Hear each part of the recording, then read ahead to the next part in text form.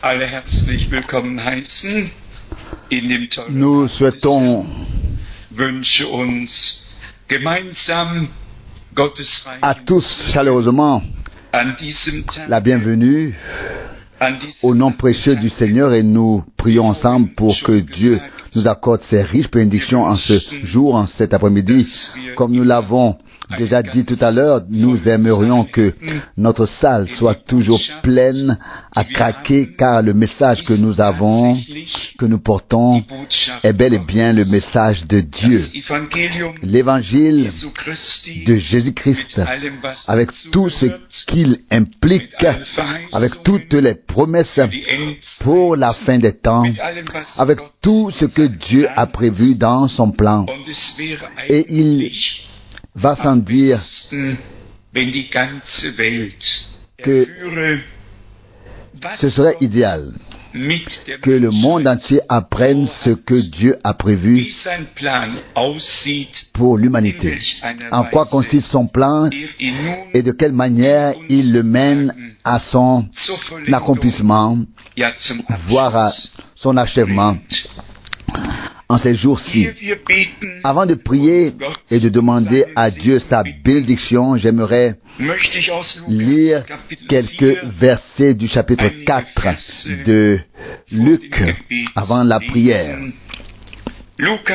Évangile selon Luc, chapitre 4, versets 17 à 22. Je vous invite tous à vous lever pour cela. Évangile selon Luc, chapitre 4, versets 17 à 22. On lui remit alors le livre du prophète Ésaïe, et en déroulant le livre, il tomba sur le passage où il est écrit: L'Esprit du Seigneur est sur moi, car il m'a oint pour annoncer aux pauvres le message de joie.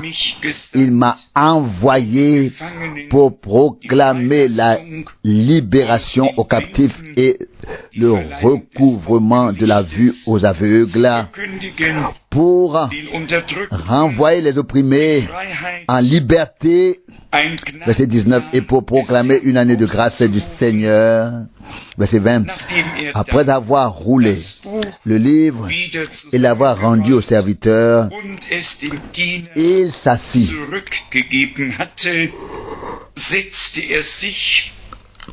Et tous les regards dans la synagogue étaient rivés sur lui. Verset 21. Alors il commença à s'adresser à eux en ces termes. Aujourd'hui, c'est accompli ce passage de l'Écriture que vous venez d'entendre. Verset 22. Et tous l'approuvaient et s'émerveillaient des paroles de grâce qui sortaient de sa bouche. Et ils disaient: n'est-ce pas là le fils de Joseph? Jusqu'ici la parole. Père céleste, nous te demandons ta grâce, ta présence,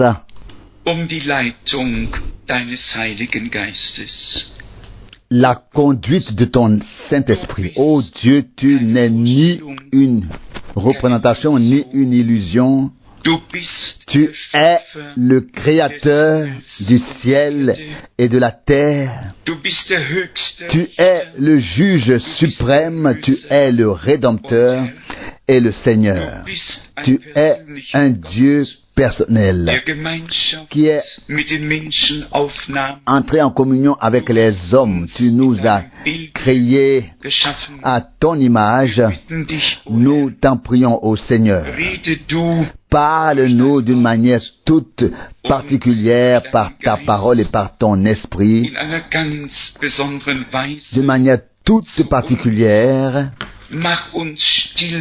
Rends-nous silencieux devant ta face, afin que nous nous asseyions à tes pieds et que nous recevions en nous les paroles bienfaisantes de ta bouche, afin que tu puisses les bénir et qu'elles puissent porter du fruit. Ensemble, nous te le demandons. Aide-nous à nous détacher du quotidien avec tous ses soucis et ses détresses. Pardonne-nous toutes nos fautes. Sois miséricordieux envers nous en raison de ta grande miséricorde. Oui, couronne-nous de grâce et de compassion, afin que nous puissions, nous aussi, nous joindre à ton serviteur David. Loue le Seigneur mon âme, ô mon âme, et que tout mon être, tout mon intérieur, loue son saint nom. Lui qui te pardonne toutes tes fautes et guérit toutes tes infirmités. Sois celui qui aujourd'hui sauve, guérit, libère, bénit.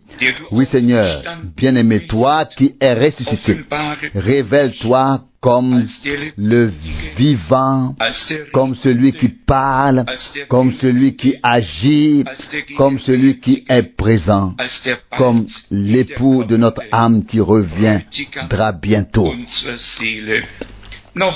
Nous te le demandons encore une fois, sois au milieu de nous, selon la parole de la promesse que tu as toi-même donnée.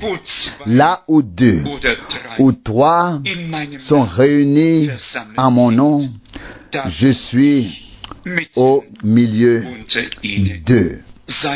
Sois aujourd'hui au milieu de nous et fais-nous du bien, selon ta grande grâce et ta miséricorde.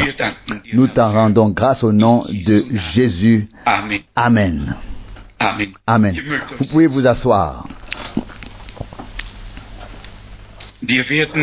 Aujourd'hui, nous n'aborderons pas seulement un thème, mais nous examinerons toute une série de passages bibliques afin de laisser Dieu s'exprimer de manière approfondie. Ce serait bien que vous reteniez ces passages bibliques et que vous les relisiez peut-être vous-même plus tard. Car voici ce qui nous est rapporté au sujet de l'église de Bérée. Ils étaient d'un esprit plus noble et ils examinaient les Saintes Écritures pour voir si ce qu'on leur disait était exact. Il est absolument nécessaire que nous examinions ce qui est prêché, mais il est tout aussi nécessaire que nous l'examinions à la lumière de la parole de Dieu et non à la lumière de notre propre doctrine ou de celle de l'assemblée à laquelle nous appartenons, qu'il s'agisse d'une communauté religieuse traditionnelle ou d'une communauté religieuse libre, afin de ne pas juger selon notre propre point de vue, mais de nous placer d'abord nous-mêmes dans la perspective divine. Et celle-ci a déjà été établie dans la Bible. Et une fois que nous nous sommes placés sur ce point de vue biblique et divin, il est encore nécessaire de penser selon les pensées de Dieu, et cela sous l'onction et la conduite du Saint-Esprit, de voir la parole telle que les prophètes et les apôtres l'ont vue, sans opinion personnelle, sans interprétation personnelle, mais tout simplement en touchant le cœur même du sujet par la révélation du Saint-Esprit, comme c'était le cas pour les prophètes et les apôtres. Je voudrais peut-être le réaffirmer encore une fois, mesdames et messieurs, chers frères et sœurs, Cela m'aurait bien sûr fait davantage plaisir de voir 1000 personnes devant moi. Je fais en effet partie de ceux qui ont eu le privilège de prêcher devant de nombreuses personnes. Je l'ai mentionné quelque part. Ces derniers jours, cela s'est passé à Kinshasa, l'ancienne Léopoldville. Nous avions, je crois, loué le stade qui pouvait accueillir 8000 personnes, voire plus. Et quand je suis arrivé sur le site, il y avait au moins 3000 à 4000 personnes à l'extérieur. Je me suis dit, les portes ne sont même pas encore ouvertes et les gens sont déjà là. J'étais ravi que tant de monde soit venu. Et quand je suis arrivé jusqu'à la porte, jusqu'à l'entrée, deux messieurs m'ont soudainement saisi par les bras de droite et de gauche et m'ont dit, nous ne te laisserons pas entrer à moins que tu ne veuilles à ce que nous puissions, à moins que tu ne veilles à ce que nous puissions nous aussi entendre la prédication. Vous voyez, la salle était bondée, les portes étaient fermées et les milliers de personnes se tenaient dehors pour entendre la parole de Dieu. Et ils ne m'ont effectivement pas laissé lâcher avant. Il n'y avait rien à faire. Il n'y avait rien à faire. À moins qu'on ne leur assure que grâce à la retransmission par haut-parleur, tous ces milliers de personnes à l'extérieur pourraient eux aussi entendre la parole. Ici, je vois au premier rang une charmante dame âgée que je connais.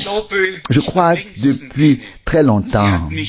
Elle m'a entendu prêcher en 1953 lors d'une grande conférence à Bornum dans le Hart. J'étais alors encore très jeune. J'ai commencé à prêcher à l'âge de 18 ans, après avoir ressenti l'appel divin qui m'a ensuite été confirmé par le Seigneur le 2 avril 1962. Venons-en maintenant au thème de notre journée. Nous avons en effet annoncé que nous aborderions plusieurs sujets. Il s'agit des événements majeurs qui ont bouleversé le monde. La question est de savoir où mènent ces événements, où ils aboutissent. Il s'agit également de savoir si le retour promis de Jésus-Christ est réellement imminent.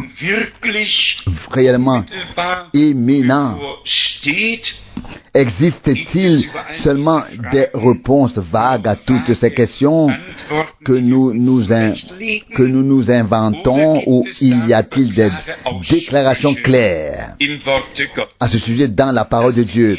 Et ce sont précisément ces points que nous voulons approfondir aujourd'hui afin d'avoir une orientation biblique et divine. Car si les gens se trompent dans les affaires terrestres, dans leur carrière professionnelle, ou prennent d'autres mauvaises décisions dans la vie qu'ils regrettent plus tard pour ensuite les prendre à nouveau, c'est une chose. Mais lorsqu'il s'agit de l'éternité, lorsqu'il s'agit vraiment, comme le disent les Américains, de the way of no return, lorsqu'il s'agit d'emprunter le chemin où il n'y a plus de retour en arrière possible, où l'on ne peut plus faire demi-tour, mais qui nous conduit vers notre destinée éternelle. Alors il est indispensable de savoir si cette voie a un but, si ce but est divin et biblique, ou si nous ne faisons que nous leurrer nous-mêmes ou leurrer les autres.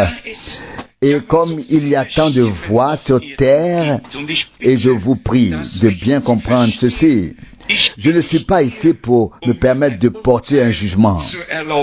Mais il y a vraiment tant de voies Et toutes affirment venir de Dieu, toutes ont raison. Nous avons tant de communautés religieuses libres, de paroisses, de communautés, jusqu'au plus petit groupe, et toutes disent, c'est nous qui avons raison. Il y a tant d'assemblées, et c'est vers nous que vous devez venir pour atteindre le salut. C'est d'ailleurs avec cette notion de béatitude que la communauté religieuse romaine a commencé. Et cela figure noir sur blanc dans la littérature. On dit que celui qui n'a pas la communauté religieuse comme mère, pour mère, ne peut pas avoir Dieu pour père, et bien d'autres choses encore. Là-bas, on est béatifié tout au long de la vie, depuis l'aspersion du nourrisson jusqu'à l'extrême onction, et à la fin vient la confession solennelle où l'on doit admettre le frère ou la sœur n'est pas monté au ciel, mais est descendu dans un purgatoire imaginaire. Et ainsi de suite. Je ne fais que mentionner cela, et je vous prie de ne pas y voir une critique, mais la douleur de mon âme, parce que des millions de personnes sont induites en erreur au nom de Dieu et au nom de la Bible par des paroles mal interprétées. En grande pompe, on les détourne de ce que Dieu voulait réellement. Et c'est une grande douleur. Puis nous en venons à toutes ces communautés religieuses libres et à ces communautés. Et quand on constate ensuite qu'on s'écarte également de la véritable question qui est en jeu, cela nous met vraiment mal à l'aise. Je suis quelqu'un qui connaît bien les communautés religieuses et les communautés religieuses libres. Je suis issu de ces milieux. Et si je fais ces remarques, c'est vraiment uniquement pour nous donner un coup de... un choc, afin que personne ne parte du principe que tout va automatiquement de soi, mais que chacun s'assure par lui-même à la lumière de la parole de Dieu, si cela correspond réellement à ce que les apôtres et les prophètes ont proclamé au nom du Seigneur. Si la pratique que nous connaissons aujourd'hui est conforme à celle du christianisme primitif, et si tout s'emboîte parfaitement. Et c'est pour cette raison que nous allons avoir une brève étude biblique afin d'aborder ensuite la partie qui concerne la fin des temps, car je suis convaincu que c'est très, très important. Il y a eu ou il y a dans l'âge de l'Église chrétienne ou au cours de l'histoire chrétienne, 2 générations d'une importance particulière en ce qui concerne le caractère prophétique et le déroulement de l'histoire du salut. La première génération a vécu lors de la première venue du Christ. Et si nous voulons comprendre ce que Dieu fait aujourd'hui selon sa parole, nous devons également jeter un regard en arrière pour voir ce qu'il a fait à l'époque. À l'époque, il a envoyé un précurseur.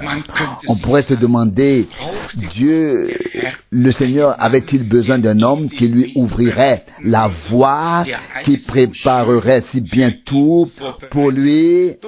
Mais c'est ainsi que cela est écrit. Et je voudrais vous lire ces 2 passages de l'Ancien Testament afin que nous ayons un petit aperçu de ce que Dieu fait, à savoir Ésaïe chapitre 40. Ésaïe chapitre 40 à partir du verset 3. Ésaïe chapitre 40 verset 3. Écoutez, une voix s'élève dans le désert. Préparez le chemin du Seigneur. Aplanissez dans la step, une route pour notre Dieu. Et le deuxième passage se trouve dans le prophète Malachie, au chapitre 3, verset 1.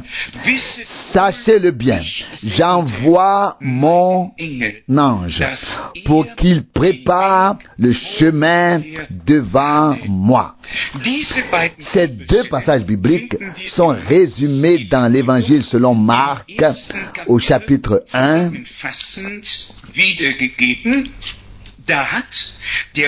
Ainsi, l'homme de Dieu du Nouveau Testament a directement fondé l'œuvre divine du salut sur la parole prophétique. C'est ainsi que commence le Nouveau Testament. D'une part, par l'accomplissement de la prophétie biblique. Deuxièmement, par le fait que les hommes de Dieu du Nouveau Testament ont pu fonder l'œuvre divine du salut dont ils sont désormais témoins sur la parole prophétique. Je lis dans Marc, chapitre 1, verset 1. Le message de salut de Jésus-Christ, le Fils de Dieu, commence ainsi. Verset 2. Comme il est écrit sur le prophète Ésaïe, voici, j'envoie mon messager devant moi, qui préparera ton chemin. Verset 3. Une voie créée dans le désert, préparez le chemin du Seigneur, aplanissez ses sentiers. Que veut Dieu nous dire aujourd'hui à travers une telle parole?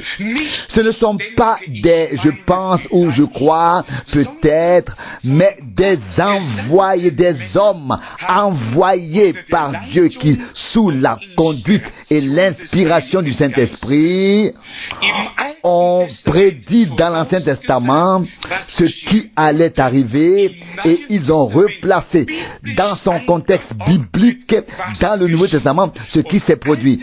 Et l'Ancien et le Nouveau Testament concordent à 100%. Loué soit le nom du Seigneur. Si nous avons aujourd'hui reçu de Dieu le mandat d'annoncer sa parole, ce n'est certainement pas pour raconter quelques histoires ou interpréter quelques paraboles, mais en ce moment décisif de l'histoire du salut et de l'histoire du monde, nous devons pouvoir présenter aux hommes, à la lumière de l'Ancien et du Nouveau Testament, les promesses, puis leur accomplissement. Voyez-vous, dans l'Évangile selon Matthieu, au chapitre 11, on a interrogé le Seigneur Jésus au sujet de Jean-Baptiste, qui avait été envoyé comme précurseur, comme préparateur du chemin, et pour préparer le chemin, donc, et il a donné la réponse suivante. Matthieu chapitre 11. Lisons à partir du verset 9. Matthieu 11, verset 9. Mais pourquoi êtes-vous donc sortis? Vouliez-vous voir un prophète? Oui, je vous le dis, un homme qui est bien plus qu'un prophète. Verset 10. Car c'est de lui que parle l'Écriture. Voici, j'envoie mon messager devant toi, qui préparera ton chemin devant toi. Ici, le Seigneur Jésus a rendu témoignage à Jean-Baptiste et n'a pas non plus parlé à titre personnel, mais a fondé ses propos sur les Écritures. C'est cela qui importe aujourd'hui, non pas de créer une ambiance avec beaucoup d'alléluia et de tingera sabum, mais de proclamer véritablement la vraie parole de Dieu afin de faire connaître Dieu et son plan de salut aux hommes de cette génération, pour qu'ils puissent décider s'ils veulent y prendre part ou non. Nous avons en effet lu en introduction dans le chapitre 4 de Luc que notre Seigneur s'était vu remettre le livre du prophète Ésaïe.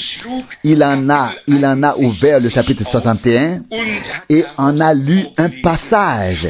Et soudain, lorsqu'il eut fini de lire, il dit: aujourd'hui, cette écriture s'est accomplie devant vous.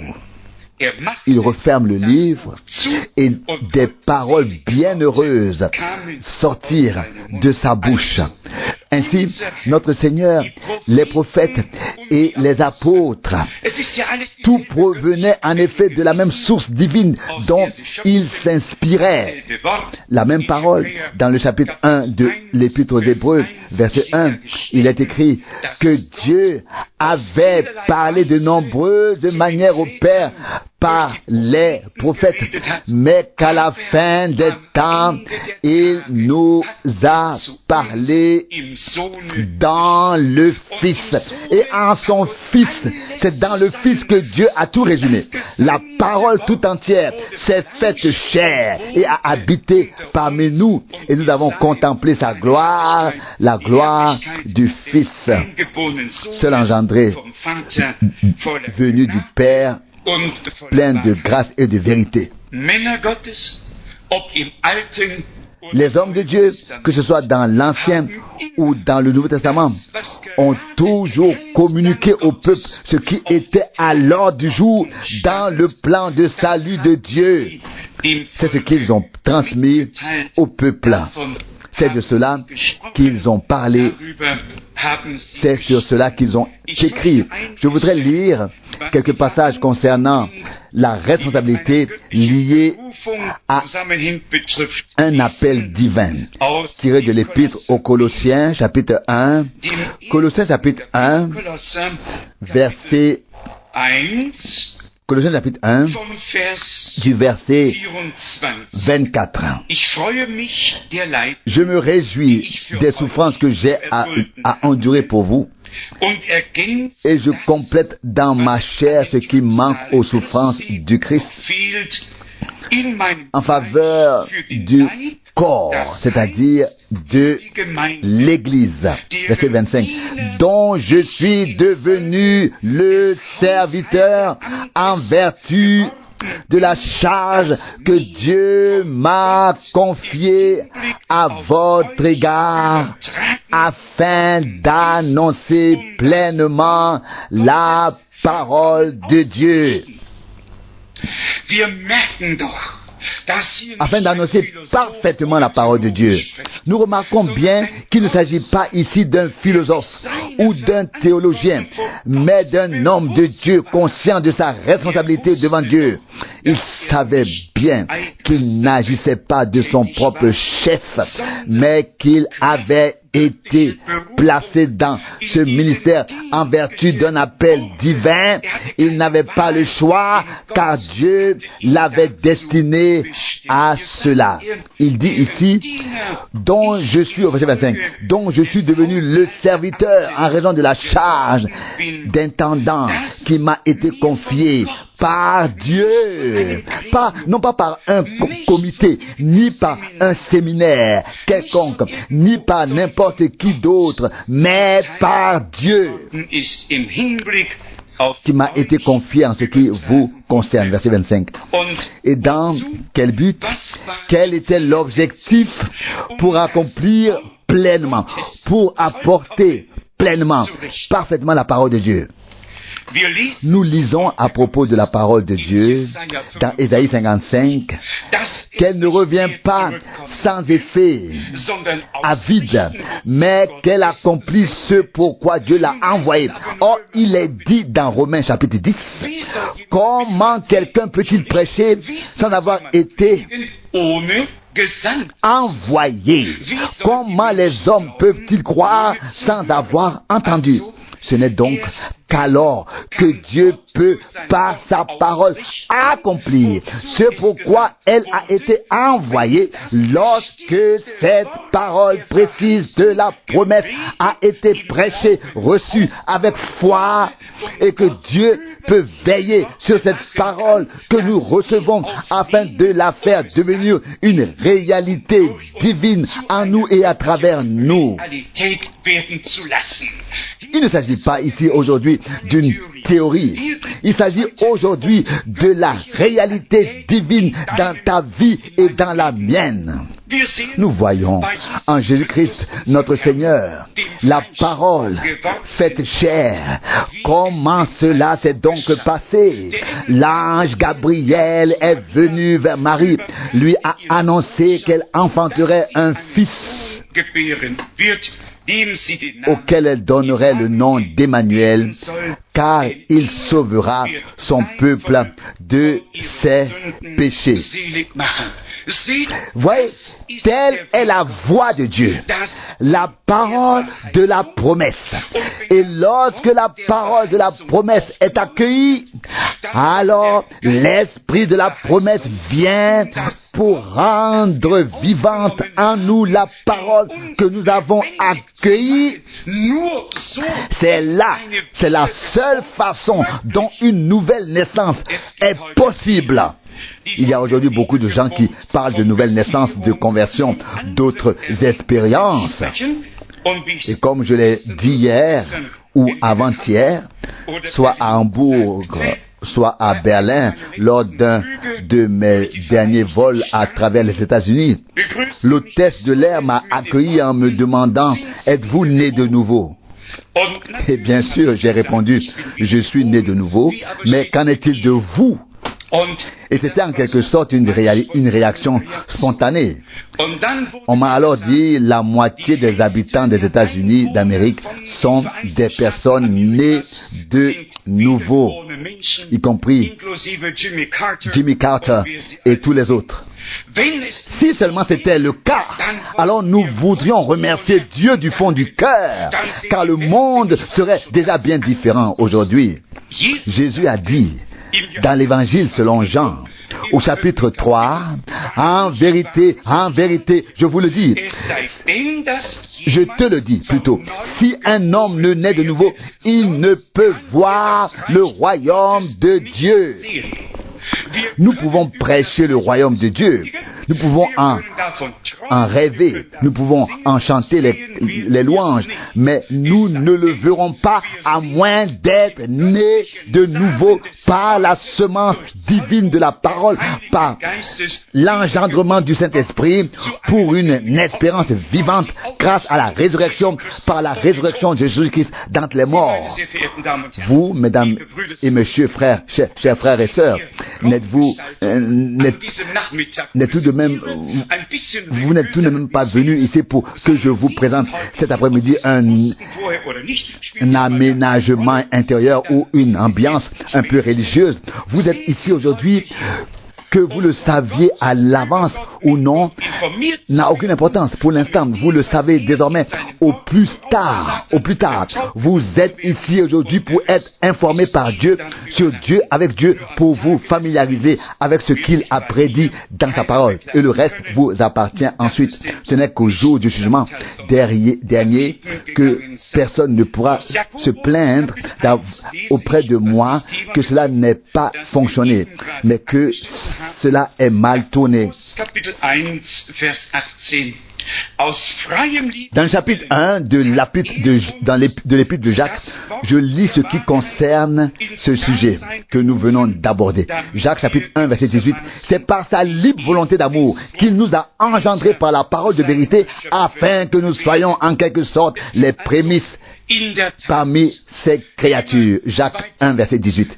Il y a donc en effet toujours deux choses, la théorie et la pratique. En théorie, si nous parcourions aujourd'hui les communautés et que l'on demandait « Es-tu né de nouveau ?» alors tous seraient nés de nouveau et on ne trouverait guère quelqu'un dans les milieux croyants pour le contester. Mais où sont les personnes qui ont accueilli la parole de vérité comme une semence divine, condition indispensable à une naissance de Dieu? Ni le souffle du vent, ni la chute de la pluie ne pourrait donner naissance. Il faut qu'il y ait une semence. La semence est présente là où s'opère l'union, là où s'opère une union d'amour. C'est ainsi que l'homme doit être uni à Dieu et que la semence divine doit être déposée dans son cœur. Puis le Saint-Esprit vient sur cette semence divine pour créer en nous une nouvelle vie divine et faire des enfants des hommes, des enfants de Dieu. Tel est l'évangile de Jésus-Christ. Telle est la pure vérité. Dans la première épître de Pierre, au chapitre 1, verset 23, nous lisons le texte suivant. 1 Pierre chapitre 1 verset 23. Vous n'êtes pas nés d'une semence périssable, mais d'une semence impérissable, nämlich durch das lebendige und ewig bleibende Wort Gottes. À savoir nés de nouveau par la parole de Dieu vivante et qui demeure éternellement. C'étaient des hommes de Dieu. Ils nous ont annoncé la vérité. La question est donc de savoir si nous avons personnellement vécu cette expérience avec Dieu. Et je vais également vous dire pourquoi je pose cette question. Ainsi, Paul écrit aux Corinthiens, l'homme naturel ne perçoit rien de ce qui vient de l'Esprit de Dieu. C'est une folie pour lui. Les choses spirituelles doivent être comprises spirituellement. Mais avant que cela puisse se produire, il faut naître de l'Esprit et être rempli de l'Esprit afin que nous puissions puiser de sa plénitude grâce sur grâce. Je vais vous lire ces paroles tirées de 1 Corinthiens chapitre 2. Il est écrit ici, on pourrait lire de nombreux versets. Vous pouvez les consulter. 1 Corinthiens chapitre 2, du verset 6 jusqu'à presque le verset 16. Je ne lirai que le verset 14. L'homme naturel, cependant, ne reçoit rien de ce qui vient de l'Esprit de Dieu, car cela lui paraît une folie, et il n'est pas en mesure de le comprendre parce que cela doit être jugé spirituellement. Je pense ici au professeur Brunner qui occupait une place très éminente parmi les professeurs de théologie protestants à Bâle et à Zurich ainsi que dans d'autres villes prestigieuses comme Marbourg, etc. Et il parlait ou écrivait sur le mystère de la divinité. Et il y écrit et explique. On peut répéter sans cesse à la compréhension. Il y en a 3 là-haut qui sont censés ne faire qu'un. Pourtant, cela reste un simple commandement pour l'intelligence. Cela ne saurait le saisir. L'intelligence humaine ne saurait le saisir. Il ne lui a pas été donné de voir la révélation de Dieu telle qu'elle est, à savoir non pas que 3 s'accordent, mais que le Dieu unique s'est révélé comme Père dans le Fils et par le Saint-Esprit afin de pouvoir réaliser son propre plan de salut avec l'humanité. Revenons à ce que les serviteurs de Dieu reçoivent du Seigneur en matière de mandat et de ministère. À ce sujet, je lis un passage de la première épître aux Corinthiens, chapitre 4. 1 Corinthiens, chapitre 4, seulement 2 versets. Que chacun nous considère comme serviteurs du Christ et intendant des mystères de Dieu. Au verset 2. Dans ces conditions, on exige toutefois des intendants qu'ils se montrent fidèles. Dieu a des mystères qui ne sont ni accessibles, ni compréhensibles pour le grand public. Si l'on pense à Matthieu 13, le Seigneur prit ses disciples à part et leur dit, c'est à vous qu'il est donné de connaître les mystères du royaume de Dieu, mais pas aux autres. Puis il résume ce qu'il voulait exprimer si justement, notamment dans les versets et les paroles suivantes. Matthieu 13, versets 16 et 17. Matthieu 13, versets 16 et 17. Verset 16. Mais vos yeux sont bénis, car ils voient, et vos oreilles, car elles entendent. Verset 17. Car en vérité, je vous le dis, beaucoup de prophètes et de justes ont ardemment désiré voir ce que vous voyez et ne l'ont pas vu. Ils auraient voulu entendre ce que vous entendez et ne l'ont pas entendu. Donc, verset 16. Mais vos yeux sont bénis car ils voient. Je ne suis pas Dieu. Je ne peux me permettre de juger pourquoi l'un croit et l'autre ne croit pas, pourquoi l'un voit et l'autre ne voit pas, pourquoi l'un se laisse sauver et l'autre se perd. Ce qui ne relève pas de mon pouvoir de décision n'est pas de mon ressort.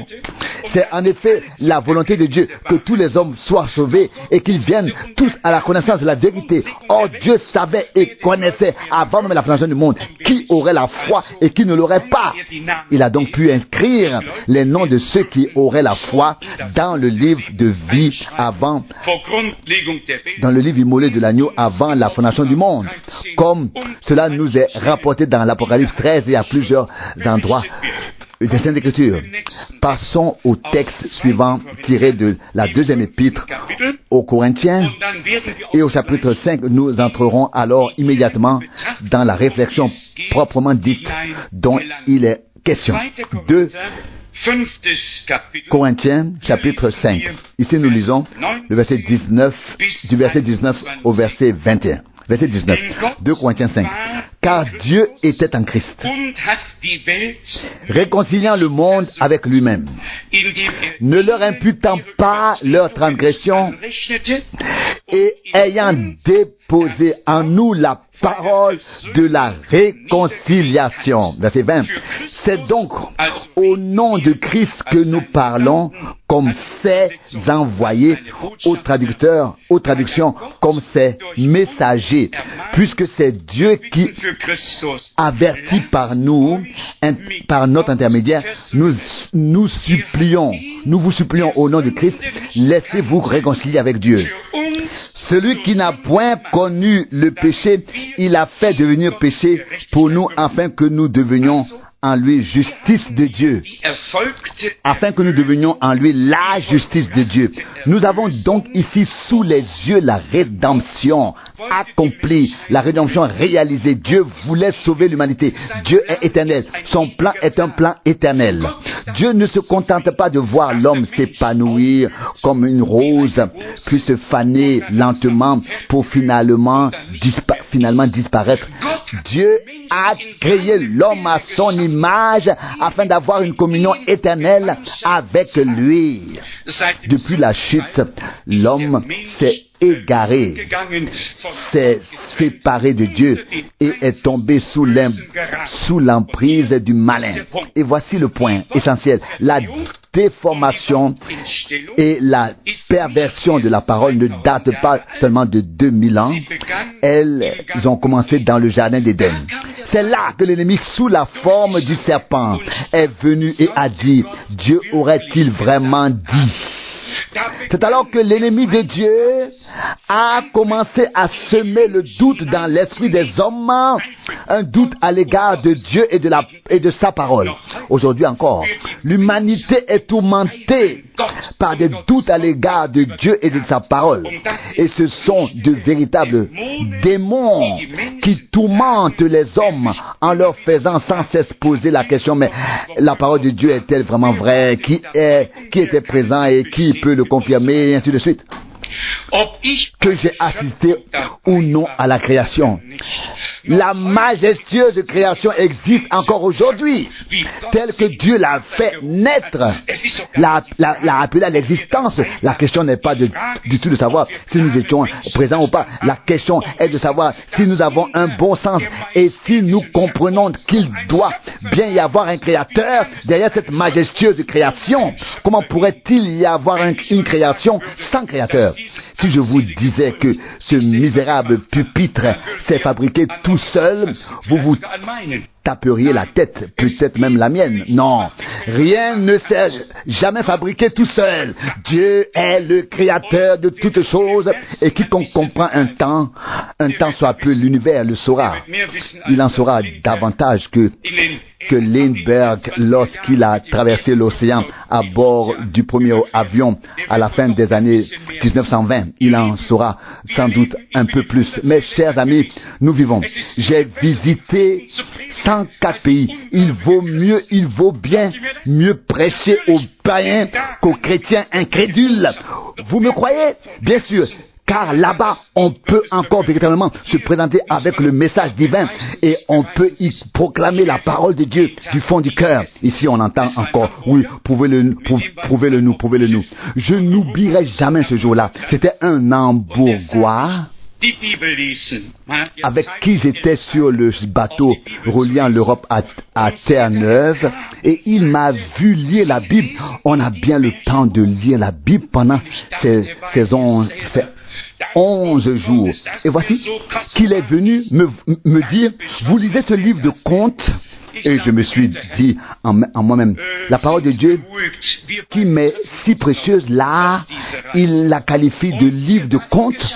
J'ai dit, cher monsieur, soyez rassurés, nous nous reverrons au cours de ce voyage. Et voilà que cela s'est produit en un rien de temps. Le moment était venu, car il voulait en effet que tout lui soit prouvé et démontré. Alors, pour finir, je lui ai simplement dit, si vous me montrez votre raison, je vous montrerai Dieu. Et il s'est mis à s'agiter. J'ai dit, maintenant, montrez-moi maintenant votre raison ici et maintenant. Oui, il a répondu, mais je ne peux pas. Et j'ai dit, vous êtes trop bête pour me montrer votre raison et vous exigez de moi que je vous montre le Dieu Tout-Puissant. Et c'est là que les choses sérieuses ont commencé. À l'époque, j'étais jeune et j'avais la réponse facile. Aujourd'hui, j'ai pris de l'âge. Voyez-vous de quoi il s'agit ces jours-ci? Il s'agit de donner raison à Dieu et de ne mettre en doute rien de ce qu'il a dit dans sa parole. Ici, dans ce texte de Corinthiens 5, les serviteurs de Dieu sont désignés comme des envoyés, des messagers du Christ qui ont été placés dans une fonction, dans un ministère, dans un appel, dans une responsabilité, à savoir appelés appelé au nom du Christ. Laissez-vous réconcilier avec Dieu. La réconciliation de Dieu avec l'humanité a eu lieu en Christ. Il n'y a qu'une seule révélation personnelle de Dieu sur terre, et c'est en Jésus-Christ, notre Seigneur, qu'elle a eu lieu. Les prophètes ont parlé de lui, et la parole s'est accomplie en eux. Mais il n'y en avait qu'un seul qui pouvait dire, celui qui me voit, voit le Père. Moi et le Père, nous sommes un. Ainsi, Dieu était en Christ et a réconcilié le monde avec lui-même. C'est une œuvre accomplie, entièrement réalisée et parachevée du côté de Dieu. Achevée du côté de Dieu. Il nous suffit d'accepter ce que Dieu nous a déjà donné par grâce. D'où la proclamation de l'évangile afin que les hommes viennent à la foi. Je voudrais lire un passage de Tite. Tite chapitre 1, verset 1, du verset 1 au verset 3. Tite 1, verset 1. Moi, Paul, serviteur de Dieu et apôtre de Jésus-Christ, pour la foi des élus de Dieu et pour la connaissance de la vérité qui se manifeste par une marche dans la piété. Verset 2. En vue de l'espérance de la vie éternelle que le Dieu infaillible a promise avant les temps éternels. Verset 3. Mais il a manifesté sa parole au temps fixé par la prédication qui m'a été confiée sous le mandat de Dieu notre Sauveur. Nous en arrivons ici au cœur du sujet.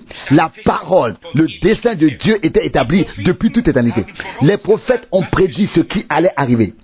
Puis, les apôtres ont mis en perspective les événements prédits et ceux qui s'accomplissaient et qui ont pu écrire selon le temps fixé ou au moment fixé révélé par la prédication apportée sous un mandat divin. Il y avait des hommes qui n'agissaient pas de leur propre chef. Je crois qu'il est écrit dans l'évangile selon Jean, au chapitre 8, que celui qui parle de son propre chef rend témoignage de lui-même, mais celui qui parle au nom du Seigneur, mandaté par lui, rend témoignage au Seigneur. Deux passages bibliques, l'un tiré de Jean 8, verset 12. Ici, notre Seigneur dit, Jésus leur parla de nouveau et dit, je suis la lumière. Jean 8, verset 12. Je suis la lumière du monde. Celui qui me suit ne marchera pas dans les ténèbres, mais il aura la lumière de la vie. Dans le chapitre 7 de Jean, nous lisons au verset 16. Jésus leur répondit alors en ces termes, mon enseignement ne vient pas de moi, mais de celui qui m'a envoyé. Et voici maintenant le point essentiel. Écoutez bien, s'il vous plaît. Verset 17. Et si quelqu'un veut faire sa volonté, il saura si cet enseignement vient de Dieu ou si je parle de moi-même. Eh bien, cela reste vrai aujourd'hui encore. Ce n'est qu'à celui qui est sincèrement disposé du fond du cœur à connaître et à accomplir la volonté de Dieu, c'est seulement à celui-là que celle-ci sera révélée. Tous les autres ont une résistance intérieure et ils s'opposent à l'esprit et à la parole de Dieu. Or, comme il est écrit, je le relis, verset 16, Jésus leur répondit alors en ces termes, mon enseignement ne vient pas de moi, mais de celui qui m'a envoyé. Verset 17, si quelqu'un veut faire sa volonté, veut la faire, il saura si cet enseignement vient de Dieu ou si je parle de moi-même. Verset 18. Celui qui parle de lui-même cherche sa propre gloire. Mais celui qui cherche la gloire de celui qui l'a envoyé est véritable et il n'y a aucune injustice en lui. Oh, quelle parole merveilleuse. Je suis tellement reconnaissant envers Dieu de ne pas avoir besoin de représenter une assemblée, ni même d'avoir ma propre œuvre missionnaire. Dieu m'a placé dans une mission. Je souhaite servir tout le monde, tous les enfants de Dieu, comme Caïphe l'a prophétisé en référence à notre Seigneur. Dans Jean 11, 51, 52, et comme le Seigneur lui-même l'a dit dans Jean 12, 32, quand je serai élevé, j'attirerai tous les enfants de Dieu à moi. Aujourd'hui, il ne s'agit plus de bâtir une assemblée. Aujourd'hui, il s'agit de l'appel, de la préparation et de l'achèvement de l'Église de Jésus-Christ. Quelle église devrions-nous donc bâtir? Mes chers amis, nous sommes ici aujourd'hui, et si cela doit choquer, qu'il en soit ainsi. Mais nous sommes ici aujourd'hui pour entendre la véritable parole de Dieu. Jésus a dit dans l'évangile selon Matthieu au chapitre 16, « Je bâtirai mon église, et les portes de l'enfer ne prévaudront point contre elle. » Il n'a pas dit à Pierre, « C'est toi qui bâtiras mon église. » Il n'a pas dit à Paul, « C'est toi qui bâtiras mon église. » Il a établi différents ministères au sein de l'église. C'est lui-même qui a racheté l'église, c'est lui qui l'a bâtie, c'est lui qui l'achève, et c'est lui qui reviendra pour venir chercher l'église qu'il a rachetée sur la croix à Golgotha. Ainsi, personne ne peut dire que c'est l'assemblée de tel ou de tel, mais si nous sommes devenus enfants de Dieu par la foi en Jésus-Christ, nous faisons partie de l'Église du Seigneur, qui se compose en effet de toutes les langues, de tous les peuples, de toutes les nations, de toutes les dénominations, c'est-à-dire tous ceux qui sont nés de nouveau à une espérance vivante et baptisés par le Saint-Esprit en un seul corps.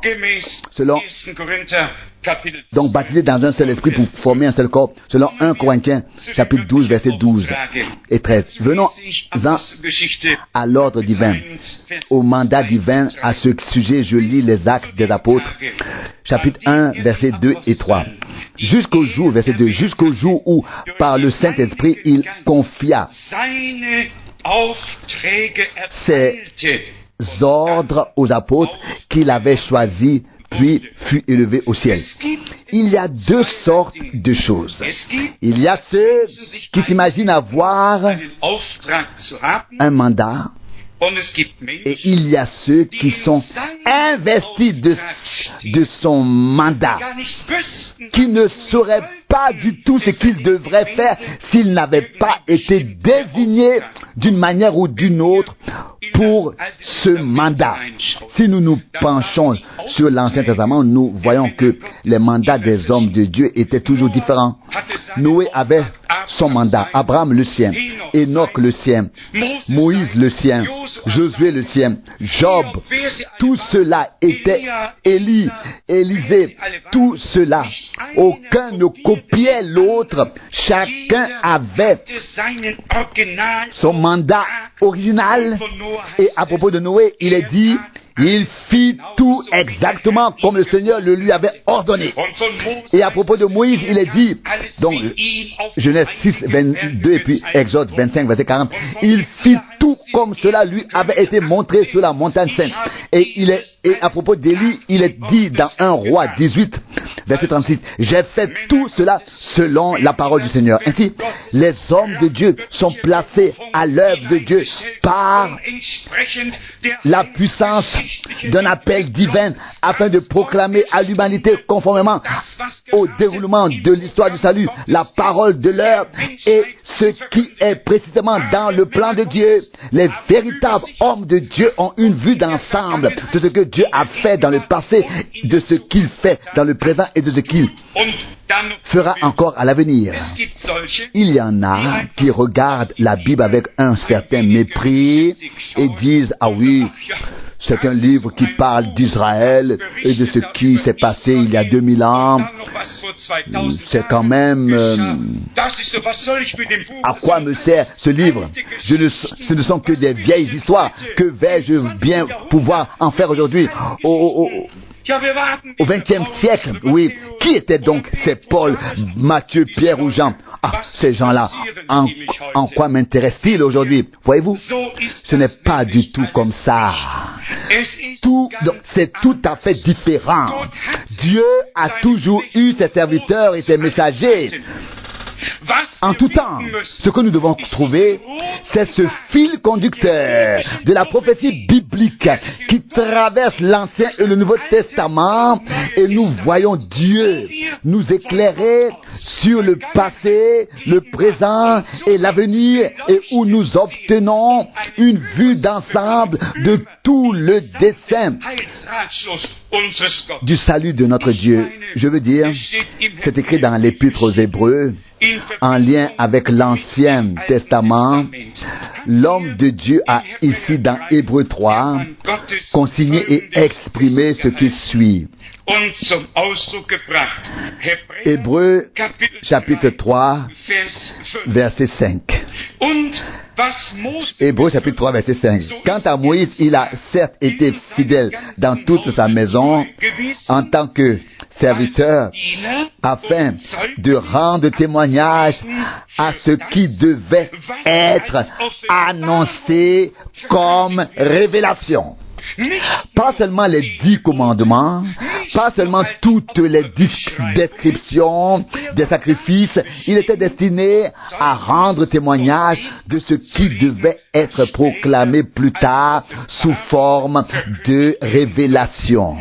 Lisons dans le dernier livre de la Bible, au chapitre 1, verset 1, où figurent les mots suivants. Révélation, Apocalypse 1 verset 1, de Jésus-Christ, que Dieu lui a donné pour montrer à ses serviteurs ce qui doit arriver bientôt, et il l'a fait connaître par l'envoi de son ange à son serviteur Jean au moyen des signes. Au moyen de signes. Il ne s'agit donc pas seulement du passé, mais de l'avenir. Tout l'avenir de l'Église a été mis en lumière. Et les 7 épîtres ont un caractère prophétique et s'inscrivent dans l'histoire du salut. Et nous vivons désormais dans le dernier âge de l'Église, celui de Laodicée. Et nous avons entendu par grâce le dernier message dans lequel tous les mystères ont été résumés et révélés par grâce. Nous n'avons donc pas à proclamer des vérités partielles. Je vous prie de bien vouloir accepter cela tel qu'il se doit. Ce n'est pas un jugement, et encore moins une condamnation, mais simplement un constat. Lorsque Dieu a marqué un nouveau départ à l'époque de la Réformation, tout n'a pas été révélé d'un seul coup. Cela s'est fait étape par étape. La justification par la foi, voilà quelle a été la première percée. Il faut se représenter les choses ainsi. Jusqu'au Moyen-Âge, tous ceux qui n'appartenaient pas à la communauté religieuse romaine, qu'ils soient juifs ou chrétiens, étaient considérés comme des proies faciles. Il n'y avait pas de proclamation ouverte de l'évangile. La Bible était interdite. Les ecclésiastiques pouvaient faire ce qu'ils voulaient. Et j'ai moi-même connu l'époque où les catholiques n'avaient pas le droit de lire, où les catholiques n'avaient pas le droit de lire la Bible. Aujourd'hui, tout a changé, car plus rien ne pouvait l'arrêter. Mais à l'époque, c'était tout autre chose. Seul le maire du village et le pasteur religieux savaient lire. Aujourd'hui, tout le monde sait lire. Aujourd'hui, tout le monde sait écrire. Mais voyez, Dieu a pris un nouveau départ. Depuis l'époque de la Réformation, il y avait des hommes en Suisse, en Espagne, aux Pays-Bas, en Allemagne, en Angleterre, partout. Ici, un Wycliffe, là un Hus, là-bas un Zwingli, là un Calvin, ici un Luther, Schwenkfeld, tout cela, Erasme à Rotterdam. Puis, plus rien ne pouvait les arrêter. La percée était là. Dieu a pris un nouveau départ. Et Martin Luther fut le plus grand homme de Dieu que nous ayons eu. Schwenkfeld, son compagnon de route, allait déjà sur le plan de la connaissance, au-delà de ce que Luther avait atteint. Mais nous ne nous attardons pas là-dessus pour l'instant. En tout cas, un véritable nouveau départ a été opéré par Dieu. Dieu. Par la suite, les réveils se sont succédés.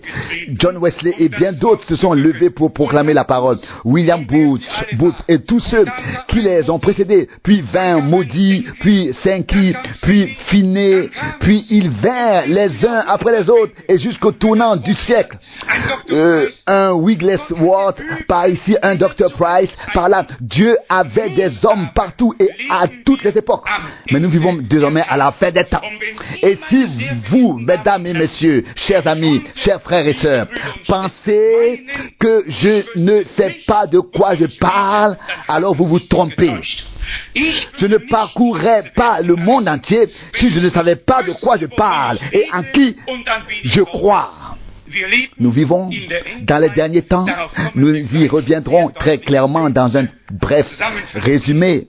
L'important est de saisir l'aspect spirituel, à savoir que Dieu chemine avec son peuple de connaissance en connaissance, de clarté en clarté, de la justification par la foi en Jésus-Christ, en l'œuvre de rédemption accomplie sur la croix, à la sanctification dans la parole de vérité, de la sanctification dans la parole de vérité, au baptême dans le Saint-Esprit, du baptême dans le Saint-Esprit, à l'initiation, à l'introduction et à la plénitude même de toute la richesse de Dieu, dont Paul a déjà écrit, être rempli de toute la plénitude de Dieu. Donc, jusqu'à ce que tout soit rétabli et ramené à l'état dans lequel se trouvait l'Église à ses débuts.